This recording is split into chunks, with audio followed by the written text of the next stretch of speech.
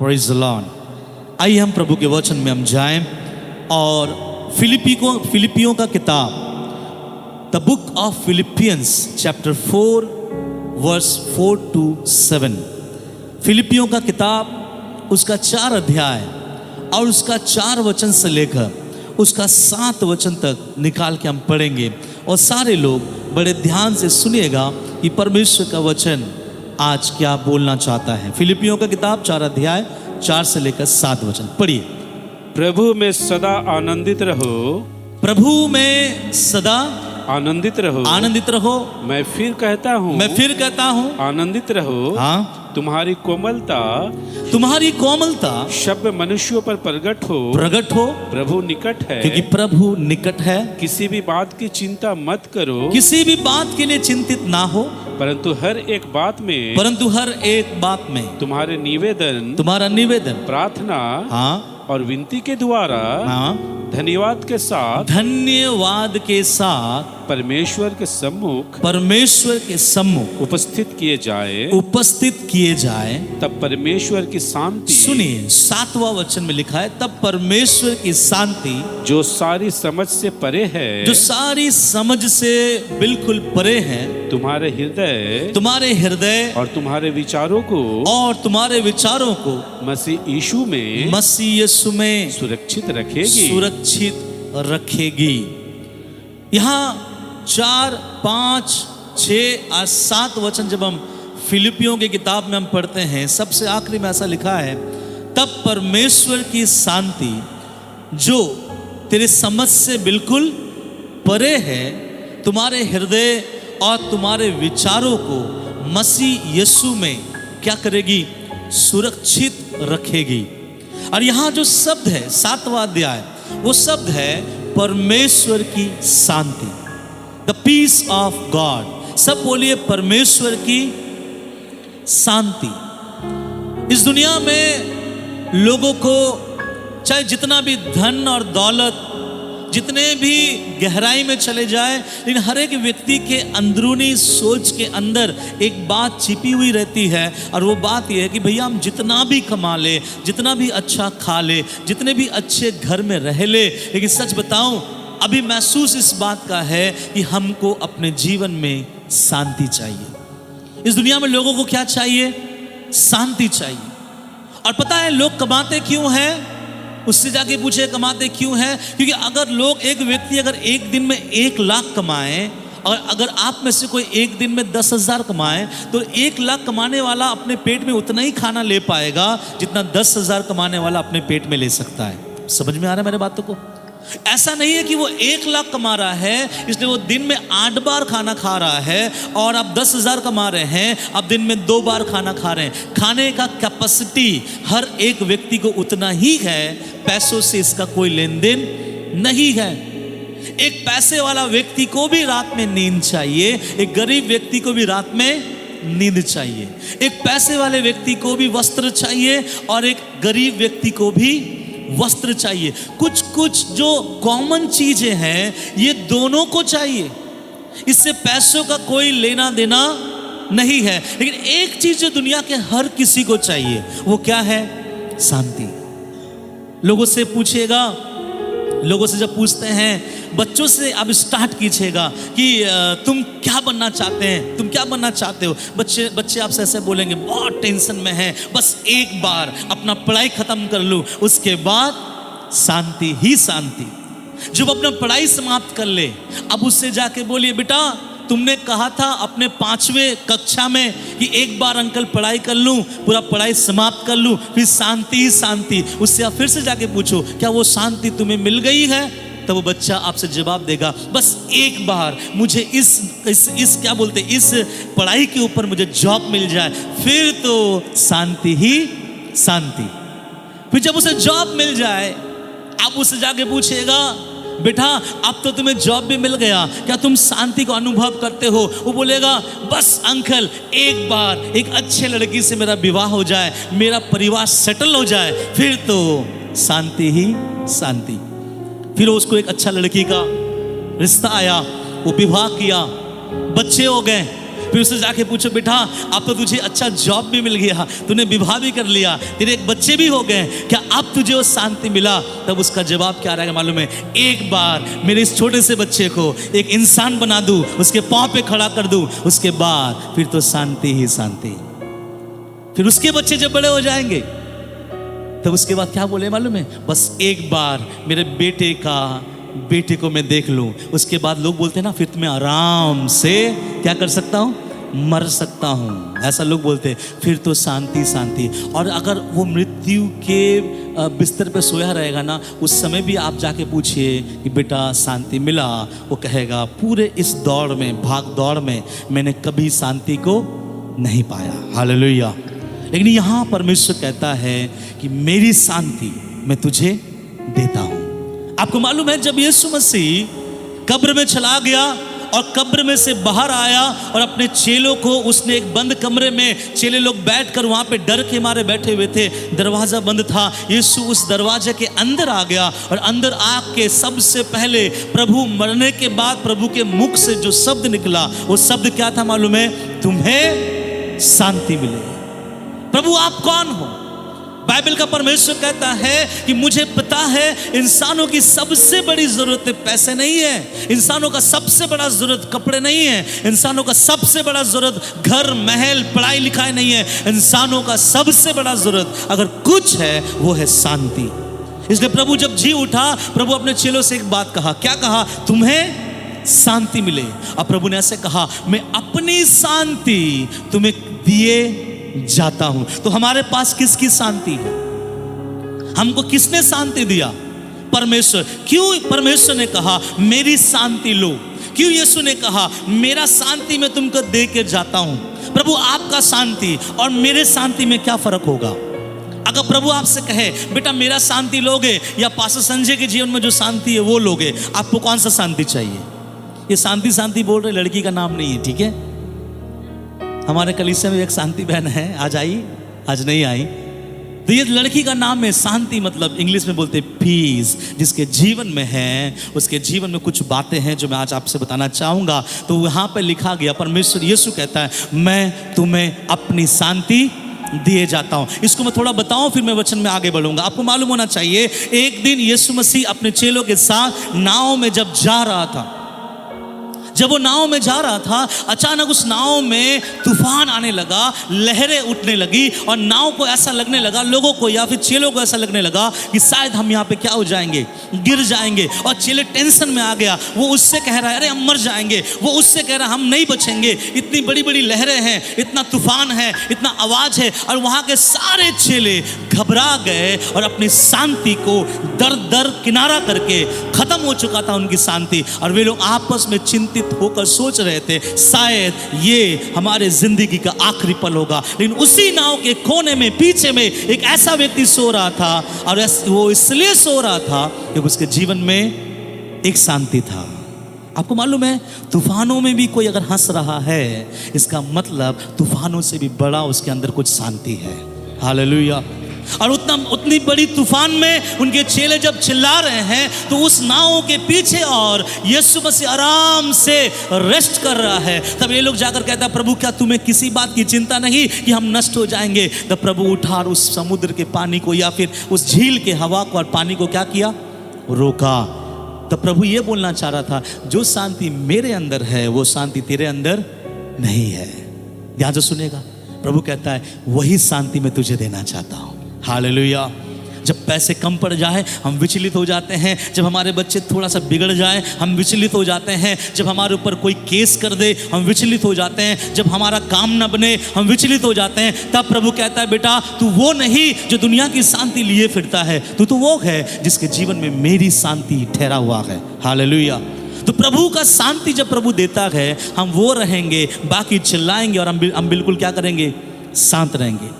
एक जगह पे ऐसा हुआ कि यीशु मसीह प्रचार करता करता बहुत समय हो गया, और समय होने के बाद ऐसा हुआ उसके चेलों के अंदर एक टेंशन आने लगा। टेंशन क्या आने लगा? मुझे ऐसा लगने लगा कि प्रभु तो आत्मिक प्रचार में लवलीन था, लेकिन चेलों को इस बात की पड़ी थी कि कहीं ये लोग भूख के मारे इस मरुभूमि में मर ना जाए। फिर वे लोग आपस में चिंतित हुए, क्या करना चाहिए, क्या नहीं करना चाहिए। और बहुत सोच विचार के विमर्श के बाद यीशु के पास आकर बोला, प्रभु अपने इन लोगों को एक काम कर, जाने दे, नहीं तो वो अपने लिए खाना कहाँ से ढूंढेंगे। तब प्रभु ने एकदम निश्चिंत होकर उससे कहा, तुम खिला दो ना इसे। क्या प्रभु को नहीं पता था कि उसके बैंक में कितना बैलेंस है? क्या प्रभु को नहीं पता था कि ये भीड़ के लिए कितना भोजन चाहिए? मेरे प्रभु को सब कुछ पता था, लेकिन जिसके अंदर शांति होता है ना, वो ऐसे ही बातें करता है। हालेलुया।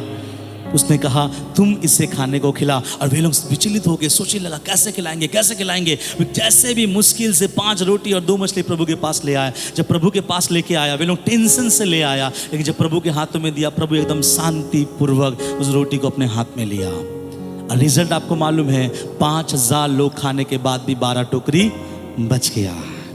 हम किस ग्रुप में हैं? हम हालेलुया स्तुति गाते हैं, महिमा करते हैं, प्रशंसा करते हैं, प्रभु की जय जयकार करते हैं, लेकिन क्या हमारे जीवन में परमेश्वर की शांति है? क्या हम विपरीत परिस्थिति में शांत रहते हैं? क्या कोई अगर हमारे विरुद्ध में टोक दे तो हम शांत रहते हैं? क्या कोई हमारे विरुद्ध में हाथ उठाए तो क्या हम शांत रहते हैं? अगर परमेश्वर की शांति हमारे जीवन में नहीं है, तो ये वचन के द्वारा परमेश्वर आपके जीवन में आज जो नहीं है वो देने के लिए प्रभु इस वचन से कोशिश करेगा। हालेलुया। और वो क्या है मालूम है? बोले परमेश्वर की शांति। किसकी शांति? परमेश्वर की शांति। और जब प्रभु शांति देता है ना, फटे चद्दर में भी अच्छे से नींद आता है। हालेलुया।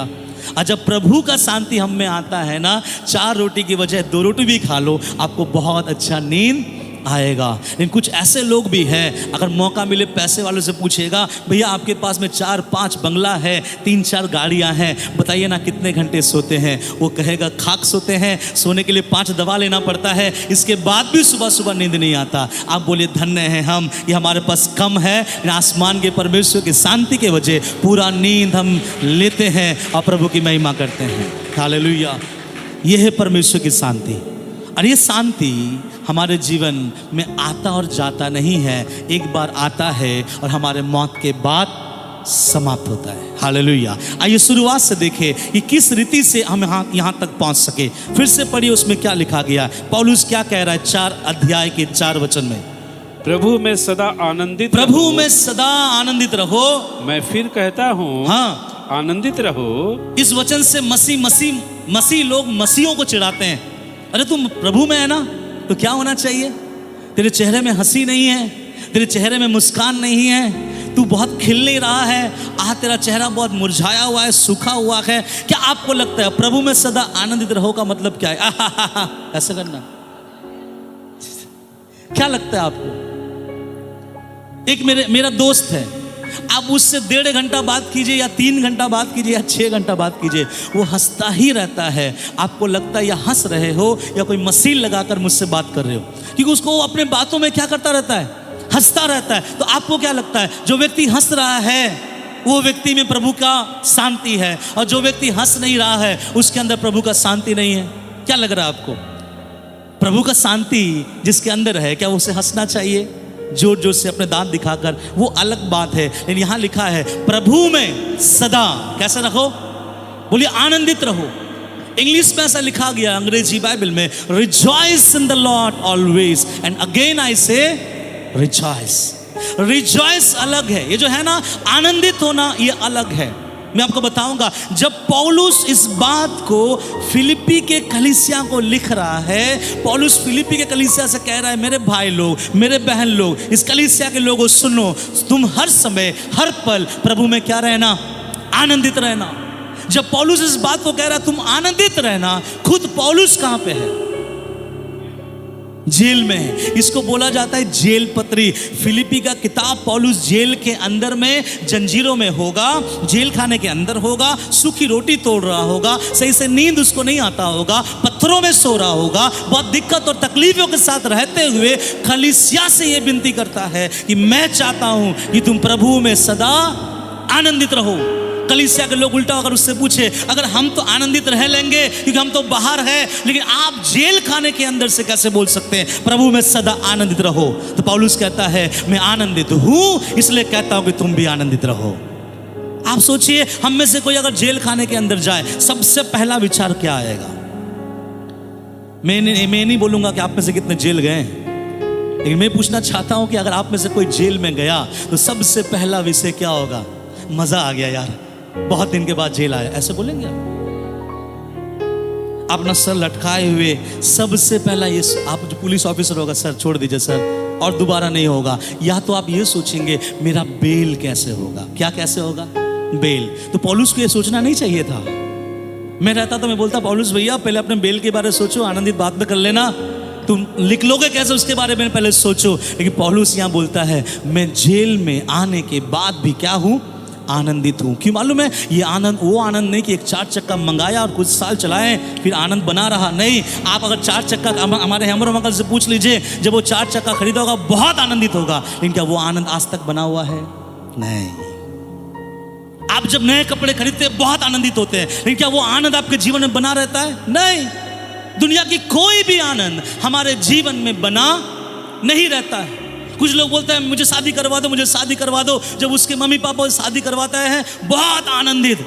मैं आपको कई बार बताया, कई साल या 6 महीना 3 महीना एक ही थाली में वे लोग खाएंगे, उसके बाद 5-6 साल के बाद बोलेंगे मजा नहीं आ रहा। अरे इसी के साथ तो पहले मजा आ रहा था, तुम आनंदित थे।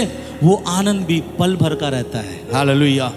फिर किसी का अगर संतान नहीं होता तो बहुत दुआ करता, प्रभु एक बच्चा दे दो, एक बच्चा दे दो। मान लीजिए 7-8 साल के बाद एक बच्चा होता, जब बच्चा 12 साल का होता खूब पीटता उस बच्चे को, उसमें भी उसको मजा नहीं आता। बोलना ये चाहता हूं, दुनिया की आशीष से जब हमको मिलता है क्षण भर का होता है। आपको लगता है कि ये कर लेंगे तो हम खुश हो जाएंगे, ये खरीद लेंगे तो हम खुश हो जाएंगे, वो ले लेंगे तो खुश हो जाएंगे, वहाँ चले जाएंगे तो खुश हो जाएंगे। लेकिन मैं आपको बताऊं, सच में जो खुशी है वो परमेश्वर देता है। और ये खुशी किसके अंदर था? प्रेरित पौलुस के अंदर था। मैं आपको पूर्व बताऊंगा। मालूम है पौलुस बोलता है प्रभु में सदा क्या रहो? आनंदित रहो।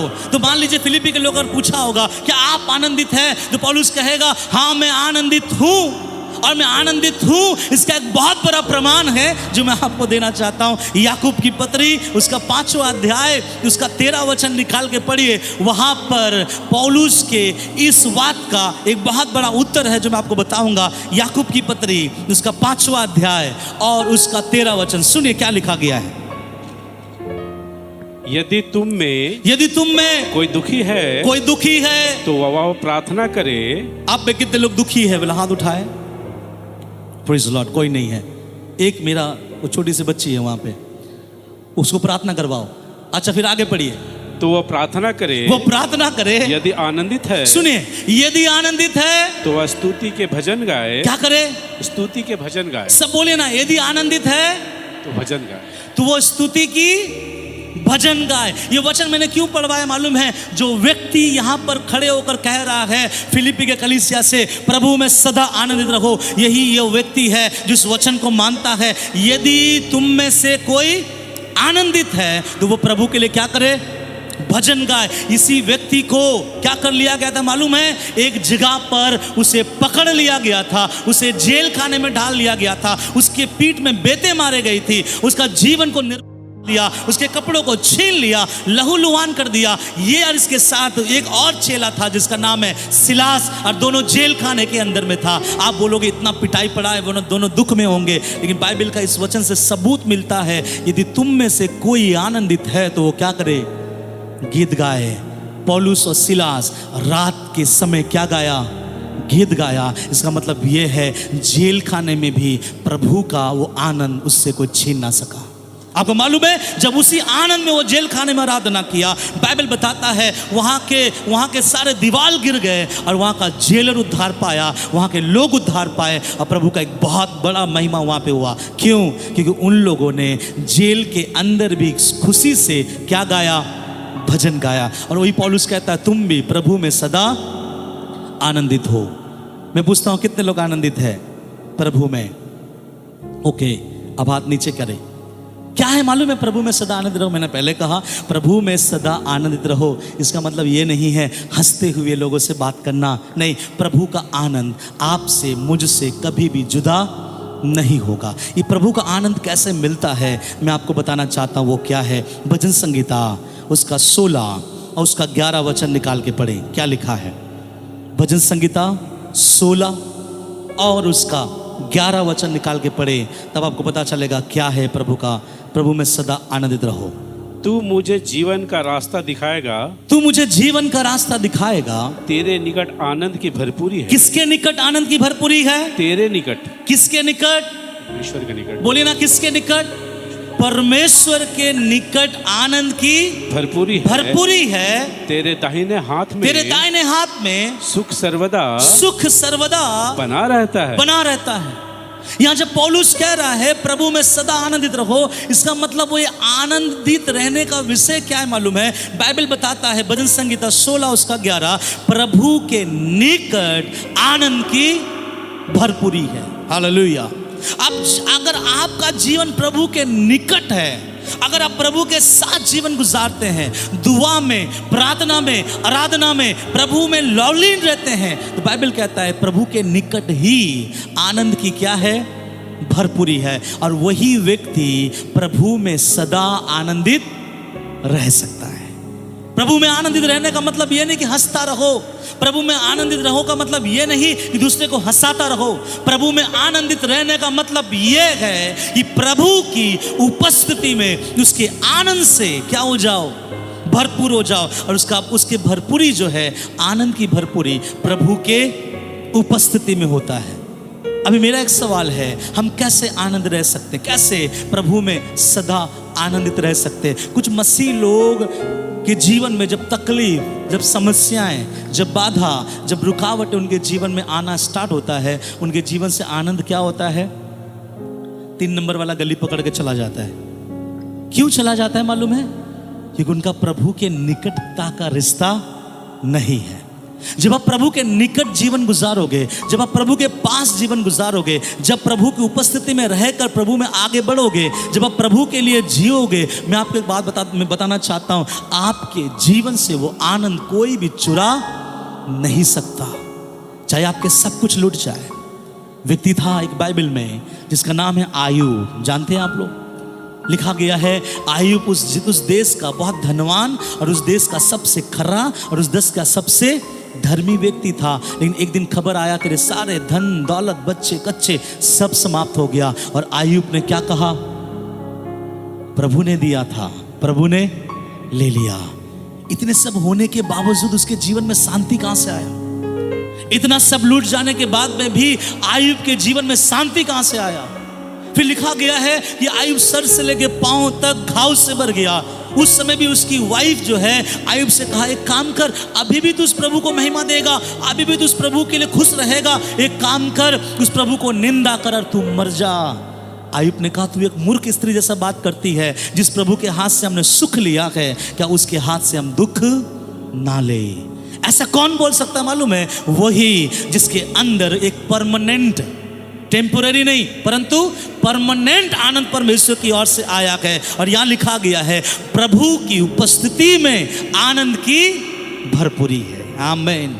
अगर आप प्रभु की उपस्थिति में अगर आप गुजारते हैं समय ना, कोई दुख आपको दुखित नहीं कर सकता, कोई भी बैड न्यूज आपके जीवन को तबाह नहीं कर सकता। लेकिन अगर आपकी उपस्थिति प्रभु में कम है तो छोटा सा सुई भी आपको मौत के घाट उतार सकता है। क्यों ऐसा कर सकता पता है? क्योंकि आप प्रभु की उपस्थिति में नहीं है। आप ध्यान से सुनेगा, प्रभु का एक दास का साधु सुंदर सिंह जब रास्ते में जाता था, तिब्बत के रास्ते सुसमाचार प्रचार करने के लिए, उस समय ठंड का समय था, पांव में जूता नहीं पहनता था, वो खाली पांव उस बर्फ में चलता हुआ जाने समय एक दिन उसके रास्ते में एक शेर से उसका मुलाकात हुआ। जब शेर से मुलाकात हुआ, उसने कहा, हे परमेश्वर मुझे बचा ले। वो शेर ने से छुआ तक नहीं।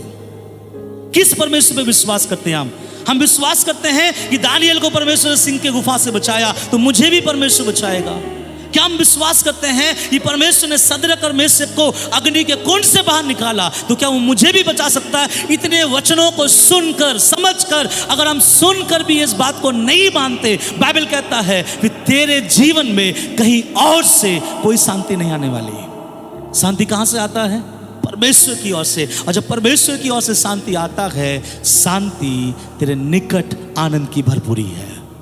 कितने हैं जो प्रभु की उपस्थिति में समय गुजारते हैं? कितने हैं जो सुबह उठ जाते हैं और प्रभु की उपस्थिति में बैठकर दुआ, प्रार्थना, आराधना, उसके वचन को पढ़ते और मनन करते हैं। अगर ये सब चीजें नहीं है तो हमारे जीवन में शांति का एक तिनका भी दिखना मुश्किल है। इसलिए प्रभु का वचन कहता है, अगर शांति की तलाश में हो, अगर जिंदगी में खुशी रखना चाहते हो तो उसके निकट आ जाओ, कि उसके निकट आनंद की भरपूरी है। हालेलुया। उसके निकट मुझे आनंद की भरपूरी मिला है। आज तक उस आनंद में जी रहा हूं। आप में से बहुत यहाँ पे लोग हैं इसलिए बैठे हुए हैं क्योंकि आप भी उसके निकट जब आए आपको भी आनंद की भरपूरी मिला है। और पता है, ये आनंद आपसे कोई ले नहीं सकता। बाइबल का एक वचन है, यूहन्ना 16 अध्याय उसके 22 वचन में ऐसा लिखा गया है। जब आप पढ़ेंगे आपको समझ में आएगा ये आनंद के लिए परमेश्वर ने आपके लिए क्या कहा, क्या किया। यूहन्ना 16 अध्याय उसका 22 वचन निकाल के पढ़े, क्या लिखा गया है। उसी प्रकार तुम्हें भी अब तो शोक है, हाँ, परंतु मैं तुमसे फिर मिलूंगा, मैं तुमसे फिर मिलूंगा और तुम्हारा मन आनंद से भर जाएंगे, तुम्हारा मन आनंद से भर जाएगा, और तुम्हारा आनंद कोई तुमसे छीन ना लेगा, कोई तुमसे छीन ना लेगा। सब बोले अपने हाथों को उठाकर आसमान की ओर, बोले खुदा ने जो आनंद दिया है इस आनंद को कोई छीन नहीं सकता। ना दुख, ना तकलीफ, ना बीमारी, ये आनंद मेरे मृत्यु तक मेरे साथ रहेगा। Praise the Lord. यहां क्या लिखा है प्रभु ने, ये आनंद तुमसे कोई छीनेगा नहीं। लेकिन फिर हमसे छीन क्यों जाता है? क्योंकि प्रभु के निकट हम नहीं जाते हैं। आपको याद होना चाहिए ना, कुछ जगह में कुछ अगर चीज हो रहा है, कोई मान लीजिए कोई मदारी आया हुआ है, कुछ मदारी कोई खेल दिखा रहा है, कुछ लोगों का ये शौक रहता है कि मैं सामने से देखूं, कुछ लोगों का शौक रहता है कि पांव उठाकर देखूं, कुछ लोगों का शौक रहता है कूद कूद के देखूं, मतलब बहुत पीछे होगा। आप कहां पे हैं? कैसा देखने का मन है प्रभु के उपस्थिति में? कैसा उस आनंद को लेने का मन है? प्रभु कहता है मेरे पास आओ और आनंद की भरपूरी अपने जीवन में ले जाओ। आपको बताऊं एक बात, जब प्रभु ने कहा कि प्रभु उस समय कहता है कि मैं चला जाऊंगा लेकिन तुम्हें एक आनंद दे के जाता हूं, तुम्हें एक शांति देकर जाता हूं जो कभी समाप्त नहीं होगा, और ये चीज तुमसे कोई छीनेगा नहीं। ध्यान से सुनिएगा, जब ये चीज प्रभु दे कर गया, वही पतरस जो कुछ दिन पहले बोला था मैं यीशु को नहीं जानता, यही पतरस को जब लोगों ने पकड़ा, क्या तू यीशु को जानता है, यीशु का प्रचार करता है? वो कहता है तुम्हारे बोलने से मैं कभी भी अपने यीशु मसीह का प्रचार करना छोड़ूंगा नहीं। इतना सामर्थ आ गया और आखिरी तक इतना प्रचार किया। पतरस को उल्टा पतरस को जब पकड़ा गया और पतरस को बोला गया तुझे भी यीशु के समान सूली पे चढ़ाएंगे, पतरस ने क्या बोला मालूम है? सीधा मत चढ़ाओ मुझे। कैसा चढ़ाओ? उल्टा चढ़ाओ। और हंसते हुए अपना जीवन प्रभु को दिया। वहां के लोग सोचता होगा ऐसा इनके दिल में क्या घुस चुका है। पतरस कहता होगा उसका शांति कोई हमसे छीन नहीं सकता। हंसते हंसते मुस्कुराते हुए वो मर गया। कुछ लोग बोलता है कि अगर ऐसा है तो प्रभु यीशु मसीह गतसमनी बगीचा में क्यों रोया? प्रभु ने क्यों बोला हे पिता हो सके तो कटोरा मुझसे हटा ले? सब सोचता होगा कि प्रभु ने अपनी मृत्यु को देखकर रोया। नहीं, उसके चेले अगर हंसते हंसते सूली पे चढ़ गया तो उनका गुरु होकर कैसे रो सकता है? प्रभु इसलिए नहीं रोया कि उसे कोई पकड़कर पीटेगा, सूली चढ़ाएगा। प्रभु इसलिए रो रहा था कि इस दौरान आसमान का परमेश्वर मुझसे अपना मुंह छिपा लेगा, और यही अलगाव प्रभु के आंख में आंसू ले आया। आपको याद होना चाहिए जब सूली पे प्रभु यीशु मसीह था, प्रभु ने कहा हे मेरे परमेश्वर तूने मुझे क्यों छोड़ दिया? पता है गतसेमनी बगीचा में प्रभु ने क्यों रोया? इसलिए नहीं कि उसको पकड़कर दाढ़ी नोचा जाएगा डर के कारण, इसलिए नहीं कि उसके पीठ में कोड़े मारे जाएंगे। अगर प्रभु के चेले हंसते हंसते मर गए, मरने का खौफ मेरे प्रभु को नहीं था। एक चीज का खौफ था, कहीं तेरी उपस्थिति से मैं वंचित ना हो जाऊं। उसका उपस्थिति प्रभु के आंखों से आंसू को ले आया। और यहाँ पे प्रभु का वचन भजन संहिता 16:1 में कहता है तेरे निकट आनंद की भरपूरी है। जितने लोग टेंशन में है ना, मैं आपसे बोलना चाहता हूं प्रभु के साथ अपना निकटतम और क्या कर ले, बढ़ा ले। जब आप प्रभु के निकट बढ़ेंगे आपके स्वभाव में, आपके बाजू वाले के स्वभाव में बहुत फर्क आएगा। मैं कुछ लोगों का एग्जाम्पल दूंगा। मूसा के बारे में ऐसा लिखा गया है। कौन था मूसा? मेरे हिसाब से मूसा एक डरपोक था जो मिस्र देश में एक मिस्र का क्या बोलेंगे, घात करके मिधान देश भाग गया था। स्टोरी पता है ना, सारी बातें पढ़ाने के लिए समय नहीं है, क्योंकि मैं विश्वास करके चल रहा हूँ कि मैं अच्छे मसीहों के बीच प्रचार कर रहा हूँ, तो आपको वचन आता होगा, इस हिसाब से मैं प्रचार कर रहा हूँ। ध्यान से सुनिएगा, ये मूसा मिस्र देश में एक मिस्री को क्या कर दिया, घात किया, मार डाला, और डर के कारण वो मिधान देश में चला गया। बैठाइए इसको, मिधान देश में चला गया। जब मिधान देश चला गया, मिधान देश में भी अपने सास ससुर के साथ रहा और उनके भेड़ बकरियों को जब चराता रहा, प्रभु का दर्शन उसने पाया। जब प्रभु का दर्शन पाने का प्रभु ने कहा, अब तू जा और वहाँ पे जाके मेरे लोगों को छुड़ाकर कनान देश लेके जाना। अब जब मूसा वहाँ पर आया, कौन था पहले, डरपोक। अब जब मूसा आ रहा है, कौन है मूसा, वो जिसके जीवन में परमेश्वर का आनंद है। कैसे, मैं आपको बताऊं। जब मूसा उन 6 लाख लोगों को मिस्र से बाहर निकाला, और बाहर निकालने के बाद जब लाल समुद्र के सामने खड़ा था, लिखा गया है ऐसा कि पीछे फिरौन का जो सेना है इन्हें मारने के लिए आए, अगल बगल जंगल है और सामने क्या है, समुद्र है। जब ऐसा होने लगा तो वहां के 6 लाख लोगों ने बोलने लगा, हे मूसा, क्या हमें वहां मरने के लिए जगह नहीं था कि तू हमें यहां ले आया कि अब हम मर जाएं। लेकिन मुझे नहीं पता, 6 लाख लोग चिल्ला रहे थे कि हम मर जाएंगे, लेकिन अकेला मूसा था जो चिल्लाया नहीं। क्यों नहीं चिल्लाया मूसा? आप बताइए, मूसा क्यों नहीं चिल्लाया? मूसा भी बोलना चाहिए था, हाँ सही बोल रहे हो, चलो जिसको जहां मौका मिले भाग जाओ, उसके बाद हम लोग ठीक 3 दिन के बाद यहीं मिलेंगे। ऐसा मूसा ने नहीं कहा। सब बोलने लगा, मूसा मरने वाले हैं, तू हमें कहां ले आया? मूसा वहां शांत खड़ा था, चुपचाप खड़ा था। क्यों मालूम है? मूसा एक अकेला व्यक्ति ऐसा था जो प्रभु के निकट इतना चला गया था और उसको इतना आनंद था। उस आनंद में, उस हैप्पीनेस में, उस खुशी में, उस विश्वास में मुझे सबके सामने क्या बोला मालूम है? खड़े खड़े, परमेश्वर जो आज तेरे लिए करता है तू देखेगा।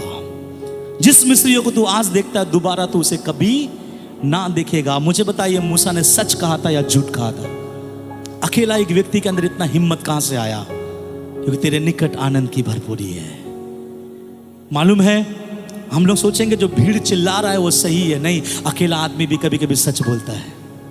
भीड़ बोल रहा था हम नष्ट हो जाएंगे, अकेला एक आदमी बोला कि नहीं, हम नष्ट नहीं होंगे, प्रभु हमारा परमेश्वर यहाँ से हमको उस पार ले जाएगा। क्यों इतना रिलैक्स था? क्यों इतना काम था? क्यों इतना अच्छे से वो लोगों से बातचीत कर रहा था? क्योंकि उसके अंदर जो शांति था, इन 6 लाख लोगों के अंदर शांति नहीं था। आज हमारे अंदर कौन सा शांति है? इसलिए प्रभु कहता है, प्रभु में सदा आनंद रहो। इसका बोलने का मतलब है उसके निकट आओ ताकि तुमको आनंद की भरपूरी हो जाए। आपको मालूम है, बाइबल में और भी कुछ बातें मैं आपको बताऊं। दाऊद के बारे में जानते हैं आप? दाऊद राजा बड़े खुशी से, आनंद से, वो वीणा बजाने वाला एक जवान हट्टा खट्टा एक लड़का था। उसके विपरीत उस देश का एक राजा जिसका नाम है साउल, जो दाऊद से बड़ा और वो दाऊद से अच्छा पहलवान, वो दाऊद से अच्छा लड़ने का कौशल रखने वाला। लेकिन दाऊद जो परमेश्वर की उपस्थिति में बैठता था, और साउल जो वो भी प्रभु ने उसे चुनकर ले आया था, दोनों में जमीन आसमान का फर्क ये था कि साउल गोलियत के डर से डरा हुआ था, और यहाँ राजा जो दाऊद है वो गोलियत के डर से डरा नहीं, परंतु गोलियत को डराने के लिए निकल पड़ा। अब मालूम है, दाऊद ने बोला कि हे खतना रहित गोलियत, तू हमारे लोगों को कैसे सता सकता है? मेरा परमेश्वर तेरा धड़ को, तेरा सर को तेरा धड़ से आज अलग करने के लिए सामर्थ मुझे देगा। एक जगह साउल डर रहा है, एक जगह राजा दाऊद लड़ने जा रहा है। क्यों? इसके अंदर जो शांति है वो साउल के अंदर नहीं है। सब बोले हालेलुया। कैसे शांति जमाए अपने जीवन में, या कैसे शांति में भरपूरी के साथ जाए? पहला मैंने कुंजी बताया, उसके निकट चले जाओ। किसके निकट? कुछ लोग बोलते हैं ना, मेरा परिवार में बहुत तकलीफ है, बहुत दुख है, बहुत ये है। मैं एक बात बताना चाहता हूँ, प्रभु के निकट जाओ और आनंद की भरपूरी लेकर वापस आओ। अभी भी हम लोग क्या पढ़े? मुझे लगता है याकूब 5:13 में हम लोग पढ़े, तुम में से यदि कोई दुखित है तो दुखित लोग को क्या करना चाहिए? क्या करना चाहिए? प्रार्थना करना चाहिए। लेकिन आज अफसोस की बात है कि दुखित लोग आजकल प्रभु का गाना सुन रहे हैं। मालूम है, आजकल मसीह लोग भी जब देखते हैं, जब दुखित होता है तो वो अपने कानों में ईयरफोन डालते हैं, और मसीह का भी आजकल दुखित गाना आ गया, यीशु बुला रहा, ऐसे गाना वो सुनता है। प्रभु कहता है, बेटा कई साल पहले तो बुलाया था तुझे, तू बपतिस्मा भी ले चुका है, तू प्रभु भोज भी खाता, और कितना बार बुलाऊं तुझको? समझ में आ रहा है मेरे बातों को? लेकिन आज तक हम सुन रहे हैं कि यीशु बुला रहा है। बाइबल कहता है तुम में से अगर कोई दुखी है गाना ना सुने। कुछ लोग दुखी होने से बोलता, क्या बोलता है मालूम? अजीबो गरीब किसी किसी के अंदर बीमारी रहता है। कुछ कुछ लोग हम देखते हैं, अरे ब्रदर प्रेज द लॉर्ड, आप सिनेमा हॉल में, मन बहुत दुख था पास्टर जी। क्या था? मन बहुत दुखित था, थोड़ा रिलैक्स करने के लिए फिल्म हॉल में आ गया। आप चिंता मत कीजिए, मैं मन फिरा कर मैं फिर से चर्च में आकर मैं प्रभु भोज लूंगा। दुखित था। कुछ लोगों को देखता हूं, लोग बोलते हैं ना, दुखित होने समय थोड़ा रोड मापते हुए चलता है। अरे ब्रदर आज का आपका आंख लाल दिख रहा है। पास्टर जी बहुत दुखित था, थोड़ा से, ज्यादा नहीं। कितना? थोड़ा से ले लिया, मेरा दुख चला गया। है ना? आप लोग देखे होंगे, कुछ लोग अलग अलग रीति में दुख दूर करते हैं, कुछ लोग अलग अलग तरीके में करते हैं। तो हर किसी का दुख दूर करने का तरीका क्या होता है इस दुनिया में? अलग अलग है। क्या मसीहों का भी तरीका ऐसा होना चाहिए क्या? बाइबल बोलता है तुम में से कोई दुखी है, मेरे पास आओ, घुटने टेको, आधा घंटा दुआ करो, तेरा जीवन को सीधा खड़ा कर दूंगा मैं। हालेलुया। दुखित लोग आकर बैठे। कुछ कुछ लोग दुखित होने से पान चबाते हैं, कुछ कुछ दुखित होने से गुटखा खाते हैं, कुछ कुछ दुखित होने से सुट्टा मारते हैं, मुझे पता नहीं क्या क्या करते हैं। लेकिन आप बोले प्रभु मैं तो ऐसा दीवाना हूं, जब दुखित होता हूं मैं आपके पास आता हूं। हालेलुया। हम जब दुखित हो हमें किसके पास जाना चाहिए? परमेश्वर के पास में। इसलिए ये चीज होना चाहिए। कुछ कुछ लोग और अलग से है, दुखित होने से पूरा घर उड़ छोड़कर ट्रेन पकड़ के मेहंदीपुर के उस पार्क के कोने में जाकर चुपचाप से बैठे। वहां अगर कोई मुलाकात है, ब्रदर यहाँ पे अकेले बहुत दुखित है, तो रिजल्ट क्या है? आंसर क्या है? कहाँ जाना चाहिए? बोले ना, जब आप दुखित है तो कहाँ जाए? परमेश्वर के पास। क्या करने? दुआ करने। और जब आप आनंदित है तब आ जाओ। क्या करने? गीत गाओ, चिल्लाओ और गीत गाओ। कौन सा? फिल्म गीत नहीं भैया। कौन सा गीत? प्रभु के गीत गाओ और प्रभु की स्तुति करो। इसलिए यहाँ लिखा गया है तेरे निकट आनंद की भरपूरी है। मालूम है प्रभु में हमें हर समय क्या रहना चाहिए? क्या रहना चाहिए? आनंदित। ये हंसने वाला आनंद नहीं, एक ऐसा आनंद जो आपके अंदर से कोई छीन नहीं सकता। हालेलुया। एक ऐसा आनंद जो आपके अंदर से कभी कोई निकाल नहीं सकता। हम लोग कई सालों तक, मुझे याद है कई सालों तक हम लोग नॉन वेज तक नहीं चखे, लेकिन पता नहीं वो आनंद हमारे अंदर से कोई छीन नहीं पाया। खाना में कमी घटी आया, लेकिन आनंद में कमी घटी नहीं आया। कारण मालूम है कि यीशु ने खुद कहा जो आनंद मैं तुझे दिए जा रहा हूँ, जो शांति मैं तुझे दिए जा रहा हूँ, वो उसको तुझसे कोई भी छीन नहीं पाएगा। हालेलुया। तो क्या लिखा है उस वचन को याद आप लोग किए होंगे। सबसे पहले क्या लिखा है? प्रभु में सदा आनंद रहो। मैं ये जो वचन बता रहा हूँ ना, मैं आपको पड़ाव बता रहा हूँ कि पहला पड़ाव प्रभु के शांति को पाने का क्या करना पड़ेगा? आनंदित रहना पड़ेगा। और आनंदित रहने के लिए कहाँ जाना पड़ेगा? प्रभु के उपस्थिति में। तब आप आनंद की भरपूरी है। अब उसी में दूसरा पढ़िए, वही फिलिपी उसका 4 से थोड़ा आगे क्या लिखा है? किसी भी बात की चिंता नहीं, प्रभु में सदा आनंदित रहो। मैं फिर कहता हूँ, हाँ, आनंदित रहो। हाँ, तुम्हारी कोमलता हाँ सब मनुष्यों पर प्रकट हो। बस हमारा मेन वचन है। क्या लिखा है? तुम्हारी कोमलता सब मनुष्य पर प्रकट हो। बोलिए सब कोई मेरे साथ साथ अपने हाथ ऐसा रखिए, बोलिए हमारी कोमलता सब मनुष्य पर प्रकट हो। ये कोमल शब्द समझते हैं आप? कोमल शब्द समझते हैं? कुछ कुछ बहनों का नाम भी होता है क्या? कोमल, लेकिन होता है पत्थर जैसा। समझ मेरे बातों को? बाइबल में ऐसा लिखा गया है तुम्हारी कोमलता सब मनुष्य पर क्या हो? प्रकट हो।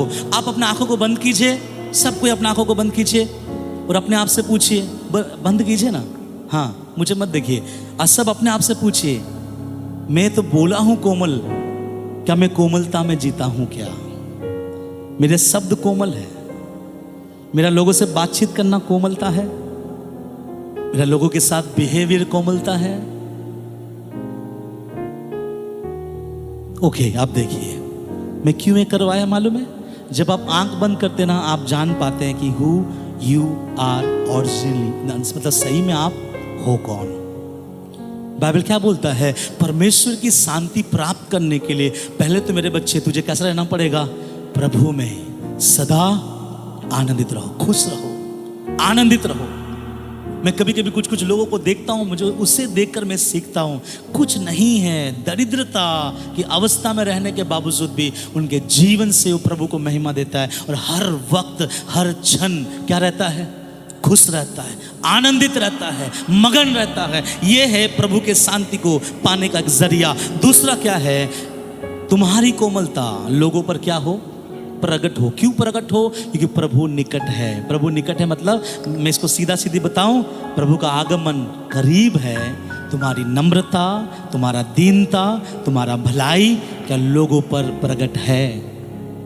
आप सोचो क्या प्रकट है? पहला एक ऐसा एक आनंद, ऐसा एक खुशी जो आपके अंदर रहता है, कोई ले नहीं पाएगा। लेकिन अभी एक ऐसा जगह पे हम पहुंचे हैं कि अभी आपका कोमलता लोगों को क्या करना चाहिए? दिखाई देना चाहिए। लोगों को दिखाई देना चाहिए, लोगों को मिलना चाहिए, लोगों को देखना चाहिए। या लोग आपके बारे में ऐसा बोलना नहीं चाहिए, भाई बहुत कठोर है ये, बात करने से मैं बहुत कठोर है। मैंने कुछ लोग का एक अपने जिंदगी में एक व्यक्ति से मैंने मिला, उनके जीवन में प्रभु के वचनों को लेकर बहुत अच्छी तरह से वो बातचीत करता है, लेकिन जब उसे पर्सनली बात करते हैं ना, उनका जीवन बहुत लोगों के लिए क्या है? कठोर है। जब कठोर है तो याद रखिएगा कि परमेश्वर की शांति हमारे जीवन में आने के लिए बहुत बड़ा एक रुकावट आता है। प्रभु कहता है तुम्हारा कोमलता सब मनुष्य प्रकट हो। एक वचन पढ़ेंगे तब आपको पता चलेगा। मत्ती उसका 5 अध्याय और उसका 14 से लेकर 16 वचन पढ़ेंगे। मत्ती 5 उसका 14 वचन से लेकर 16 वचन, ध्यान से सुने क्या लिखा है।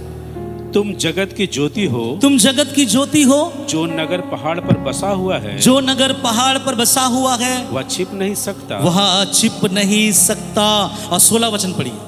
उसी प्रकार तुम्हारा उजियाला मनुष्य के सामने चमके, कि वे तुम्हारे भले कामों को देखकर तुम्हारे तुम्हारी पिता की जो स्वर्ग में है बड़ाई करे। सब बोले हालेलुया, हालेलुया। आपको मालूम है जो वचन है ना कि लिखा गया है, तुम जगत की ज्योति हो, जो नगर पहाड़ में बसा हुआ है वहां छिप नहीं सकता।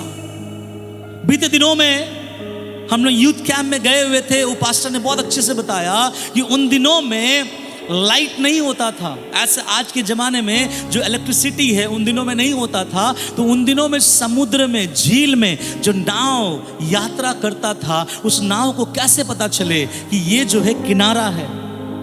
तब ऐसा कहा जाता था, ये जो पहाड़ के ऊपर जितने भी घर बनाए जाते थे, उस घर के बाहर या उस घर के चौखट के ऊपर सब कोई क्या लगा के रखता था? एक दिया लगा के रखता था। और उसके दिया को दूर से वो नाव वाले लोग देखकर समझ जाते थे कि ये जो है हम कहाँ आ चुके हैं? किनारा आ चुके हैं। अगर वो लाइट नहीं दिखता, वो रोशनी अगर नहीं दिखता, तो ये नाव गहरे अंधकार के समुद्र में खो जाएगा।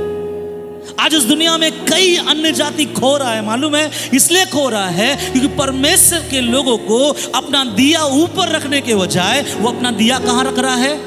नीचे रखने का क्या मतलब है? नीचे रखने का क्या मतलब है? अपनी बीवी से बहुत अच्छा प्यार है, अपने बेटे से बहुत अच्छा प्यार है, अपनी बेटी से बहुत अच्छा प्यार है, अपने सास से बहुत अच्छा प्यार है, अपने माँ से बहुत अच्छा प्यार है। बस उसका प्यार अपने परिवार में, अपने परिवार के बाहर जाओ तो कोमल जो है ना वो पत्थर में क्या हो जाता है? बदल जाता है। आपको बताऊं, आज भी जो ट्रेन हमारे भारतवर्ष का सबसे यात्रा या यातायात करने का बड़ा जरिया है, आप पता लगाइए कि एक ट्रेन इस छोर से उस छोर जाने के लिए सबसे बड़ा भूमिका क्या निभाता है? वो कौन सी चीज है जो ट्रेन को इस पार से उस पार लेके जाता है? ऐसा बड़ा भूमिका क्या है जो ट्रेन बेधड़क से ट्रैक में दौड़ता है? क्या चीज है? लाइट। अगर उसे लाल दिखाया जाए तो ट्रेन समझ जाए कि मुझे रुकना है। अगर उसे ग्रीन दिखाया जाए, ट्रेन समझता है कि मुझे दौड़ना है।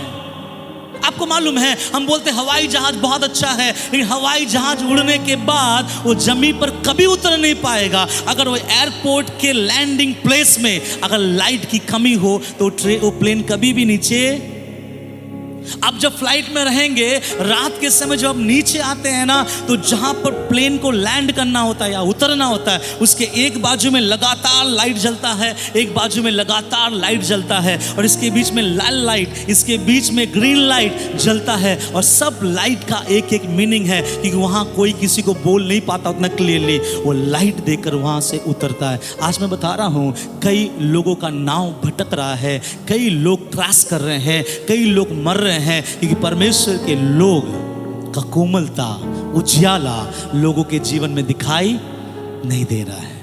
बाइबल में क्या लिखा है? तेरा कोमलता लोगों में क्या हो? दिखाई दे। पैसा मिला, अपने परिवार के लिए आप सब कुछ कर सकते हैं, लेकिन पैसा मिला दूसरों के लिए करना बड़ी बात है। बाइबल में लिखा है ना, तेरे पास अगर 2 कुर्ता है तो 1 कुर्ता किसी को दे दे। कोई तुझे 1 कोस लो चले तो उसके साथ 2 कोस चले जा। अपने बेटे को अपने बेटे जैसा प्यार करना बहुत कम और मामूली बात है। दूसरे के बेटे को अपने जैसा प्यार करना दुनिया का परमेश्वर या हमारा परमेश्वर ये सिखाता है। हालेलुया।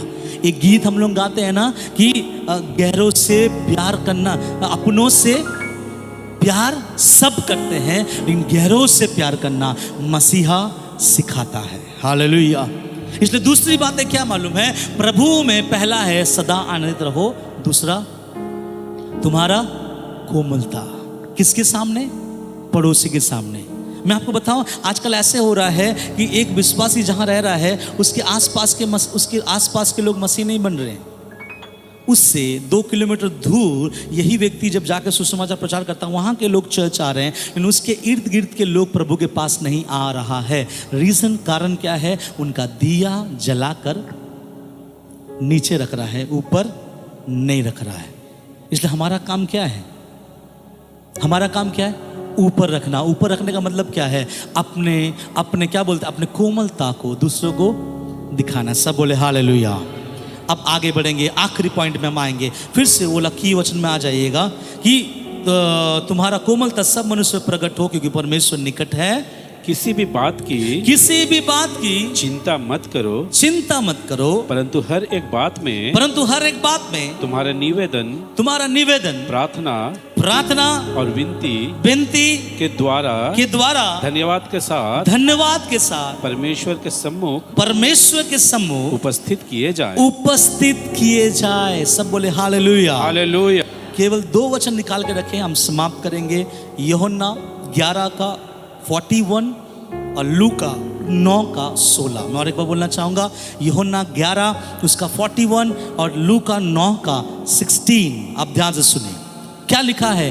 किसी भी बात की चिंता, सब बोले किसी भी बात की चिंता ना करे। इसलिए आइए सब कोई हम मिल के बोलेंगे, जो लोग चिंता करते बोले हालेलुया। करते हैं, अभी भी करते हैं। मैंने बोला आइए हम मिल के बोलेंगे, जो चिंता करते बोले हालेलुया। आप लोग बोले हैं हालेलुया। मालूम है, चिंता को रिप्लेस करे, चिंता बदले, और चिंता की जगह में क्या लेके आए?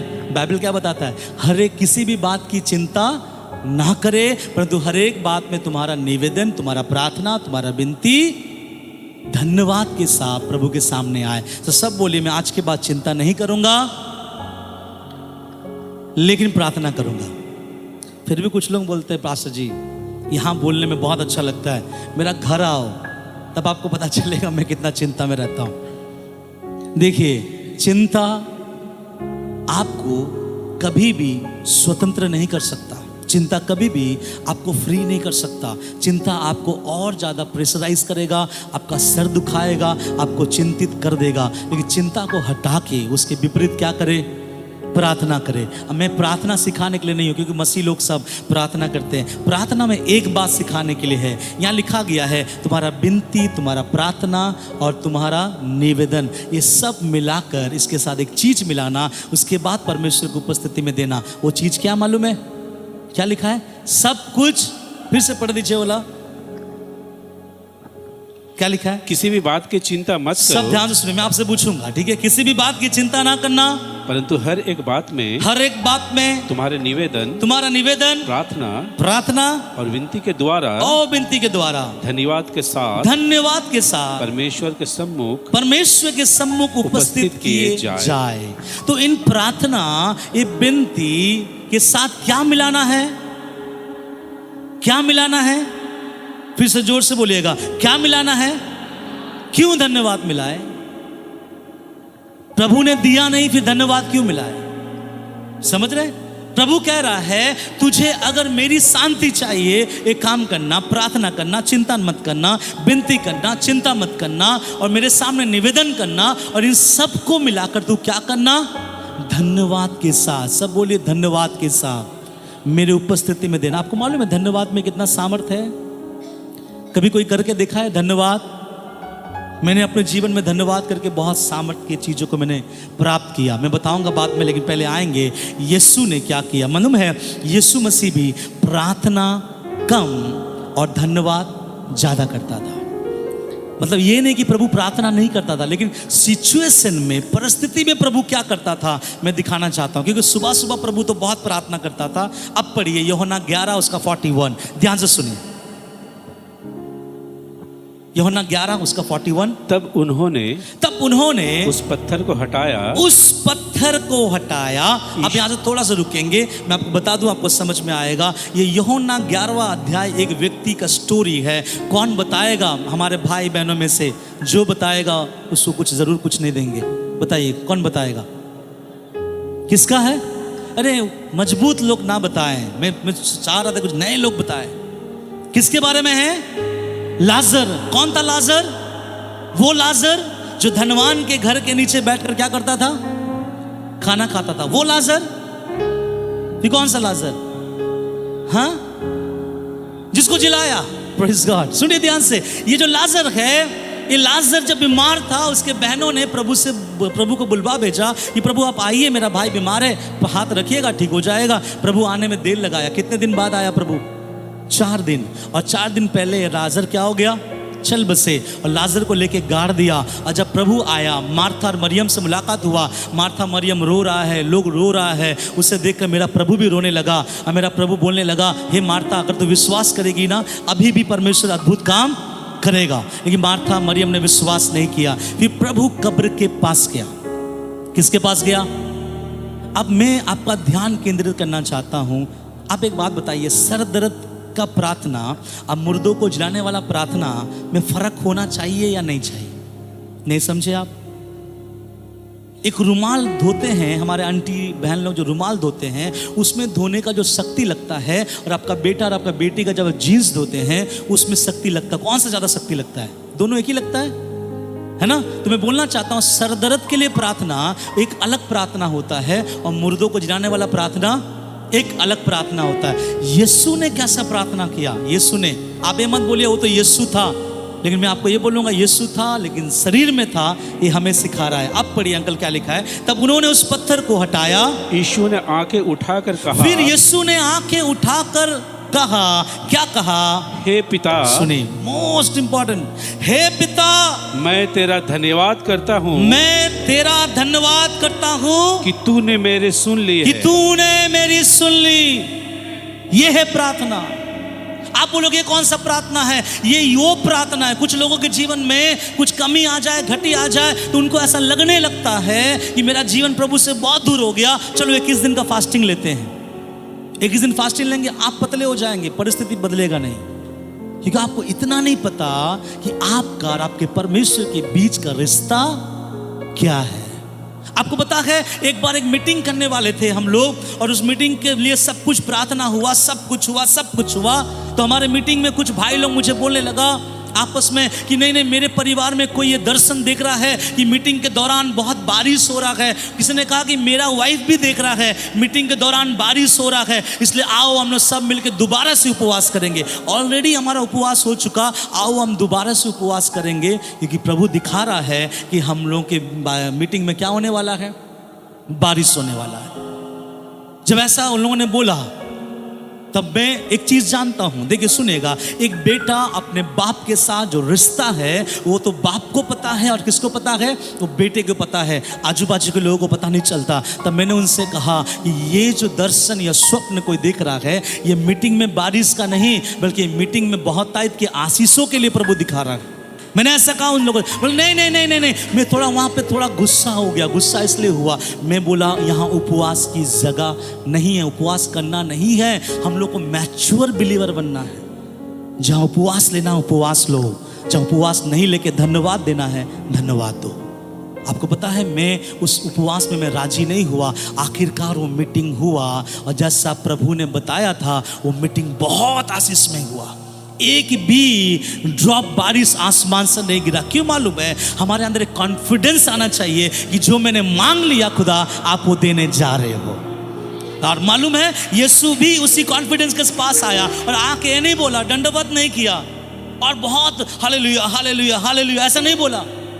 प्रभु ने सीधा आया और बोला, हे पिता मैं तेरा धन्यवाद करता हूं कि तू मेरी प्रार्थना को simple and sweet and short pray. हालेलुया। सिंपल एंड शॉर्ट और स्वीट प्रे कौन करता मालूम है? उसका जिसका रिश्ता प्रभु के साथ बहुत क्या है? मजबूत है। हालेलुया। लंबा प्रार्थना कौन करता है मालूम है? जो घर में रिश्ता नहीं जोड़ा वो चर्च में आके जोड़ता है। नहीं समझे?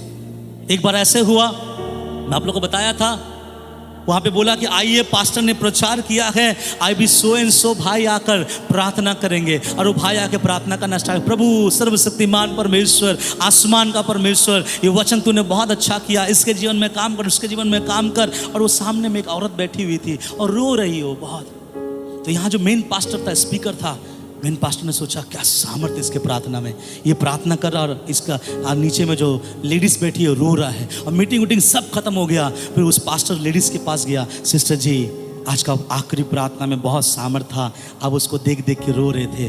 बोलता पास्टर जी मैं उसको देख के इसलिए रो रहा था, घर में प्रार्थना नहीं करता, लेकिन स्टेज में आया तो इतना चिल्ला चिल्ला के प्रार्थना करता। जो लोग घर पे प्रार्थना नहीं करते कहाँ प्रार्थना करते हैं? कहाँ करते हैं?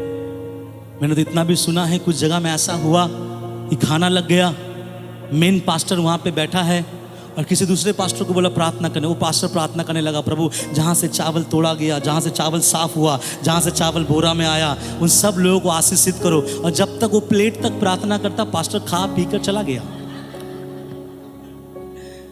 हमें मालूम होना चाहिए कहाँ पे लंबा प्रार्थना करना चाहिए और कहाँ पे छोटा प्रार्थना।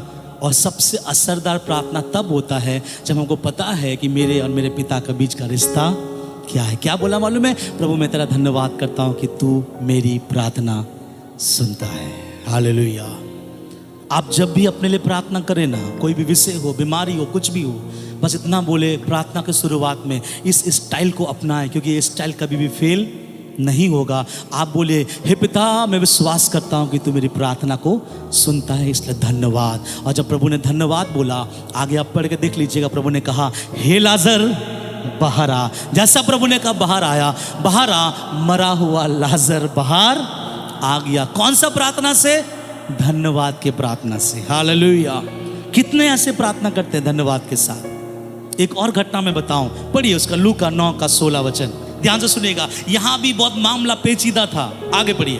तब उसने वे 5 रोटियां और 2 मछलियां ली। बस थोड़ा रुकेंगे। मालूम है घटना कहाँ का है? जो मैंने थोड़ी देर पहले बताया कि यहाँ 5000 लोग हैं और प्रभु के हाथ में क्या है? 5000 लोग खाने के लिए, और प्रभु के हाथ में क्या है? 5 रोटी और 2 मछली। मेरे बात को ध्यान समझिएगा। अभी एक काम करेंगे, एक टेस्ट लेंगे आज आशीष वचन के बाद। हम में से कोई भी जाकर एक बन लेके आओ। क्या लेके आओ? बन। मैं दूंगा 10 रुपया, तो बन लेके आना। आप में से कोई अंकल या आंटी के हाथ में दूंगा और मैं सामने बुलाऊंगा और आपको मैं बोलूँगा प्रार्थना कीजिए अंकल, या प्रार्थना कीजिए आंटी, प्रार्थना कीजिए ब्रदर, या प्रार्थना कीजिए सिस्टर। ये बन आज हम सब लोगों में बांटेंगे। बन बटेगा या नहीं बटेगा, आपका कपड़ा बिक जाएगा, खांसी आएगा आपको लगेगा कि ये बन बढ़ेगा कैसे। मैं आपको सिचुएशन बता रहा हूँ। 5000 लोग बैठा हुआ है और प्रभु के हाथ में आया तो आया कितना? 5 रोटी और 2 मछली। अब प्रभु उसको लेकर मैं रहता तो शायद थोड़ा डर जाता। तो खिलाना कितनों को है ना? अभी आपको पता है, आप लोग अपने घर में कभी भी पार्टी उटी किया होगा, जब चिकन का पीस शॉर्ट पड़ जाए, दाल शॉर्ट पड़ जाए, आपके पाँव कांपने लगते हैं। तो प्रभु के हाथ में 5 था, उससे ज़्यादा नहीं था, लेकिन प्रभु ने उससे लिया और क्या कहा? अंकल पढ़िए क्या लिखा, स्वर्ग की ओर देखकर पढ़िए। तब उसने वे 5 रोटियां 2 मछलियां ली और स्वर्ग की ओर देखकर, और स्वर्ग की ओर देखकर धन्यवाद किया। हेलो, क्या कहा? धन्यवाद धन्यवाद किया। क्या चीज का धन्यवाद? ये सोच के कि प्रभु तूने इस 5 और 2 मछली के द्वारा, 5 रोटी और 2 मछली के द्वारा सबको, सबके पेट को भर दिया। और क्या लिखा गया? और तोड़ तोड़ कर किसको दिया? चेलों को देता गया, चेलों को देता गया कि लोगों को परोसे, कि लोगों को परोसे। लोग खाकर तृप्त हुए और 12 टोकरियां वहां पर भरकर उठाई, भरकर वो लोग उठाए। सब बोले हालेलुया, हालेलुया। हमारे प्रार्थना, हमारे विनती के साथ हम एक चीज और जोड़े इन दिनों में, और वो चीज क्या है? धन्यवाद यीशु कि तू मेरे प्रार्थना को सुनता है। हालेलुया। कितनों को लगता है कि प्रभु आपका प्रार्थना सुनता है? आज के बाद थोड़ा अपना प्रार्थना चेंज करो, ये बोलो प्रभु को, प्रभु धन्यवाद तू मेरे प्रार्थना को सुनता है। धन्यवाद में बहुत सामर्थ्य, मैं आपको बता रहा हूँ। मैंने प्रभु को धन्यवाद देते देते बहुत कुछ मेरे जीवन में मैंने हासिल किया। केवल क्या दिया? धन्यवाद, धन्यवाद। जब कमी आ रहा है ना, तब भी बोले प्रभु धन्यवाद। एक चीज में बताकर मेरे मन में आ रहा है, इसलिए मैं आपको बता देना चाहता हूँ। जब आयुब के जीवन में तकलीफ आया, और जब दूसरी बार जब तकलीफ आया, उसके शरीर में जब घाव आ गया, घाव आने के बाद उसकी वाइफ ने आयुब से क्या कहा? आयुब से कहा कि उस परमेश्वर को निंदा कर और तू क्या कर? मर जा। तब आयुब ने क्या प्रार्थना किया? आयुब ने क्या प्रार्थना किया? प्रभु, जो प्रभु ने हमें सुख दिया है, क्या वो प्रभु से हम दुख ना ले? सवाल इस बात क्या है, क्या प्रभु आयुब को दुख दे रहा था या शैतान आयुब को दुख दे रहा था? आपको मालूम है, जब आयुब ने बात बोला, जिस परमेश्वर ने हमें सुख दिया है, क्या उससे हम दुख ना ले, तो प्रभु सोचा होगा, बेटा मैं दुख नहीं दे रहा हूँ, चिंता ना कर, तेरे परिस्थितियों को बदल कर मैं दिखा दूंगा। आपको मालूम है, इसलिए मेरा प्रभु उसका परिस्थिति को ऐसा बदला। बाइबल बोलता पहले तो वो था ही नंबर 1, अभी तो वो नंबर 1 से भी नंबर 1 प्रभु ने उसको उच्च देश में खड़ा किया। क्यों मालूम है? क्यों? क्योंकि उसके जीवन में प्रभु में वो आनंद लेकर चलता। अभी वो वचन में और नहीं पढ़ाना चाहता, ध्यान सुनिए। तब लिखा गया है कि तुम धन्यवाद के साथ मेरे उपस्थिति में उसे देना। तब लिखा गया 7 वचन में, तब परमेश्वर की शांति जो तुम्हारे समझ से बिल्कुल परे है, तुम्हारे हृदय और तुम्हारे विचारों को मसीह यीशु में क्या करेगा? सुरक्षित करेगा। हालेलुया। आप क्या है मालूम है, हमारा विचार और हमारा हृदय, हमारा सोच बहुत ज़्यादा यहाँ वहाँ भागता है। एक ही चीज़ है, प्रभु में आनंदित रहो, लोगों के साथ कोमलता दिखाओ, और अपने प्रार्थना में क्या ऐड करो? धन्यवाद। और देखिए परमेश्वर का शांति आपके जीवन में ऐसा आएगा कि आपका हृदय और आपका विचारों को मसीह यीशु में क्या करेगा? घेरेगा। सब बोले हालेलुया। रहेंगे हम प्रभु में आनंदित। कैसे आनंदित? हंसने वाला नहीं, हम हंसते हुए आनंदित नहीं, एकदम खुश मिजाज, कुछ रहे या ना रहे, लेकिन परमेश्वर में सदा क्या रहो? आनंद रहो। और उसमें दूसरों को क्या करो? ठीक है, इसको थोड़ा सा समझाऊं, मुझे लगता थोड़ा सा नहीं समझाओ तो मिस्टेक हो जाएगा। जो लोग आनंदित नहीं रहते हैं और आनंदित होने का ढोंग करते हैं, कैसे पता चले कि वो आनंदित करने का ढोंग रचा रहा है? कैसे पता चले?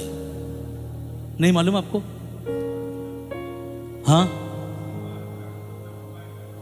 हाँ, कोई कुछ लोग हैं ना, दिखाते कि मेरे जैसा खुशी कोई नहीं है। Praise Lord brother, praise Lord sister, praise Lord, praise Lord. मान लीजिए यहीं से निकल रहा है, यहाँ जा रहा है, और उसको किसी ने, उसका बेटा उससे मांग ले, पापा 10 रुपया दो ना, मारेगा एक झापड़।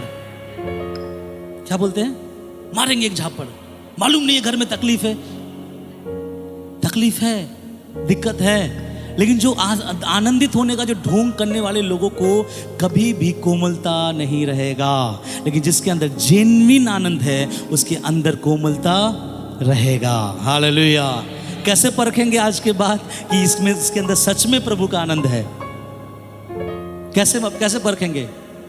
उसके कोमलता के द्वारा। मालूम है, एक जगह हम लोग गए थे, हमारा टीम, और हम लोग को बोला आप लोग आइए, आप लोगों के सारा इंतजाम किया गया है। एक रूम है, रूम में बाथरूम है, अटैच बाथरूम है। आप लोग आइए, आपके टीम को रहने के लिए कोई कमी और घटी नहीं होगा। हम लोग गए वहाँ पे और सब जाके हम लोग जब वहाँ पे रात में सोने का जब समय आया तो हम लोग को बोला कि ये जो किचन है ना, किचन के सामने सो जाइए आप लोग। तो हम लोग एक दूसरे का मुंह देखने लगे ऐसे ऐसे करके। तो हम बोले थोड़ा गर्मी है, अच्छा कोई बात नहीं पास्टर जी, अगर आप लोग यहाँ नहीं सोएंगे आप छत में भी सो सकते हैं। तो हम लोग क्या हो गए, छत में चले गए सोने के लिए। हमारा पूरा टीम छत में चले गए और जब छत में गए बहुत अच्छा लगा, बहुत हवा आ रहा था और छत में हम लोगों को बेड बिछा दिया गया। तकिया नहीं था, तकिया हम लोग मैनेज किए, तो वहाँ पे आराम से सोए। और थोड़ी देर सोने के बाद कुछ नर्स वगैरह लोग आना शुरू हो गया, नर्सेस आना स्टार्ट हो गया। कौन है नर्स? मच्छर। तो सुई दे रहा था हम लोगों को। और पता है 3 दिन शायद हम लोग गए थे, 3 दिन मच्छरों ने हमारा बहुत खातिरदारी किया। लेकिन एक बात बताऊं, हम लोग आनंद से सेवा किए, आनंद से गीत गाए, आनंद से प्रचार किए और आनंद से घर को लौटे। ये बात मैं आज प्रचार में बोल रहा हूँ, उन लोगों को आज तक मैंने कभी नहीं बोला। हालेलुया। इस चीज़, किस चीज़ का बातें मालूम, ये चीज़ क्या बताती है कि इसके अंदर परमेश्वर का सच्चा आनंद है। हालेलुया। कैसे पता चलेगा? सच्चा आनंद जिसके अंदर है, कोमलता उसके अंदर रहेगा। अगर डुप्लीकेट आनंद है, कोमलता उसके अंदर नहीं रहेगा।